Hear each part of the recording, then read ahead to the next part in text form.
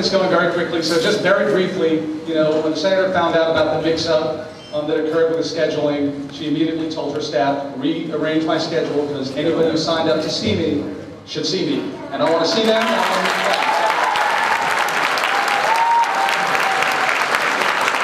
We have also here's Howard Wolfson, the communications director for the campaign. And then next to him is Judd Leggett, you probably all know from In Progress. He's now the campaign's research director, and of course I'm Peter Dow, the internet director for the campaign. So here's how we're going to do this. The senator will make some opening remarks. You know, you want to meet her, you've signed up to meet her and talk to her, but you know what? She wants to meet you and get to know you as well. So when you raise your hand for a question, please tell us a little bit about who you are, if you blog, where you blog, some of your interests, why you're here, why you care. You're all here to make a difference, and we know that. We're all fighters.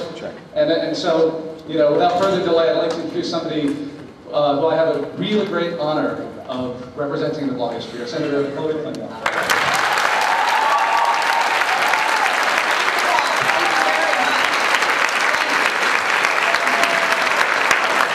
Well, I'm delighted to be here, and I thank you all for your understanding about working out the time, and I'm very grateful to you for that. I thank Peter for the terrific job that he does every single day representing me.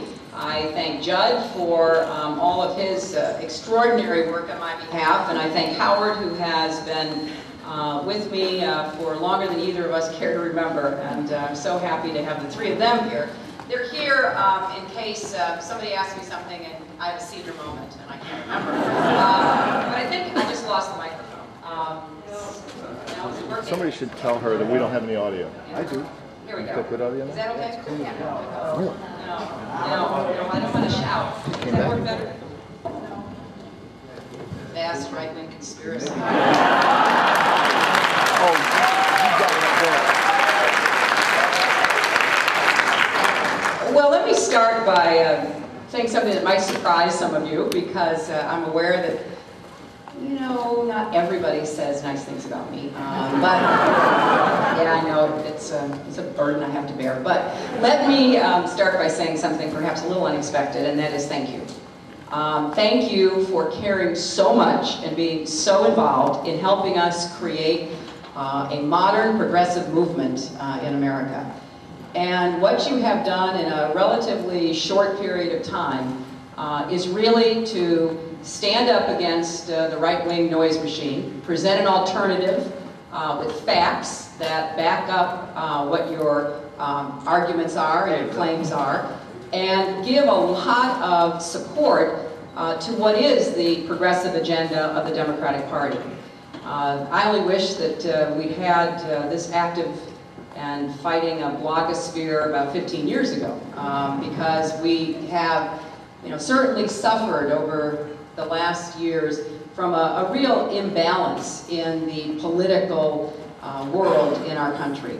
But we are righting that balance, or lefting that balance, I'm not sure which, and we are certainly better prepared and more focused on, you know, taking our arguments and making them effective and disseminating them widely, and really putting together a network in the blogosphere, in a lot of the new progressive infrastructure institutions that I helped to start and support, like Media Matters and Center for American Progress. You know, we're beginning to match what I had said for years was the advantage of the other side.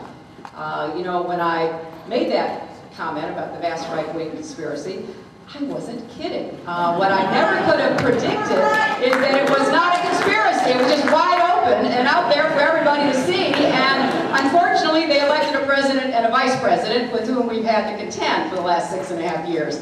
But the fact is, they were better organized, more mission-driven, and better prepared to take on the political battles of the last part of the 20th century and the beginning of the 21st century. So I really do appreciate the individual and collective effort that all of you are putting in to being part of this front line of the progressive movement. Second thing I want to say is that I think it makes those of us who run for and hold office, you know, a little sharper, a little more kind of focused ourselves and on our, you know, toes when it comes to putting out our positions, defending our positions, fighting for our positions, something that, you know, I haven't had any trouble doing in my life, but it's nice to, you know, have some, you know, accountability and some new ideas coming in.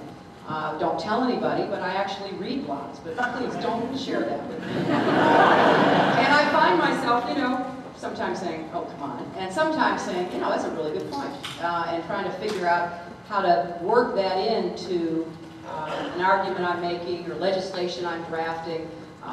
So I really appreciate not just the fighting words and the standing up and the being counted, but the substance that comes through a lot of the blogging that you do. Thirdly, I think that you know, our lives have changed, so our politics has to change. We are, you know, we're living in a 24/7 media world. It is not always easy, as you might guess, but it is the reality. And so part of what you help to do is to create a space where that 24/7 world can really stand up and be heard on what we're trying to do who are out in the political arena. You know, running for office, holding office, is probably more challenging in some respects because of that 24/7 world. So therefore, you know, having people who share our overall goals, even if we disagree on tactics or strategy, but understanding where we're trying to take our country is really helpful, because then it's not just one voice or a couple of voices, it's millions of voices. And you know, I don't know, I doubt you know, that we can, you know, we can't go back and rewrite history, certainly, but you know, I think about, well, what if we had the blogosphere in 93, 94 when I was working on healthcare and, you know, being hammered, and they were raising $300 million and distorting everything we were trying to do, and we made our own mistakes, but a lot of it was, you know, trying to do something that was worth doing, which we will get done when I'm president, finally.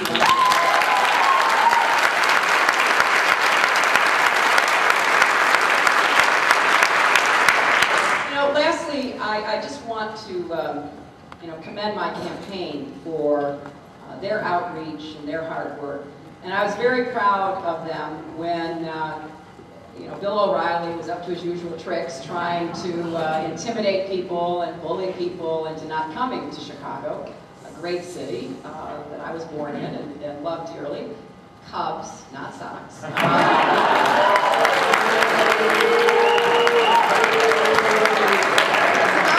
still have a T-shirt which says "No lights at Wrigley Field." I mean, I go way back.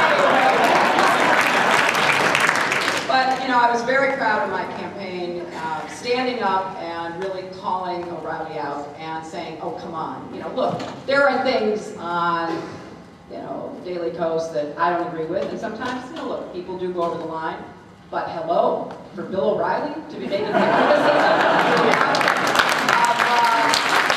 people that listen and you know, watch him, and I thought Howard did a terrific job, sort of going into the Lions Den."